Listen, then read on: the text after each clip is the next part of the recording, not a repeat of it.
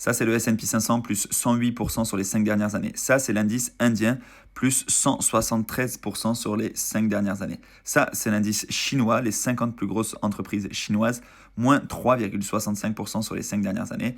Et ça, c'est l'indice du CAC 40, donc l'indice français, plus 84% sur les 5 dernières années. Donc si on regarde ces indices entre les États-Unis, la France, la Chine et l'Inde, celui qui performe le mieux, c'est l'indice indien.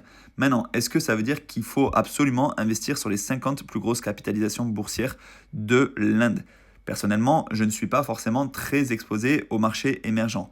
Mais on voit quand même que la performance, elle est solide. Est-ce que ça va continuer dans le temps? J'en sais rien. Si on regarde quand même, cette performance, elle vient depuis, on va dire, depuis les années 2010, alors que sur le S&P 500, on a quand même une sacrée performance depuis des décennies et des décennies. C'est globalement haussier sur le long terme.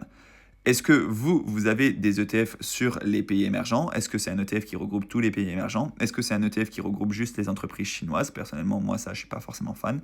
Mais est-ce que vous avez des ETF aussi qui regroupent les entreprises indiennes? Dites-moi ça dans les commentaires.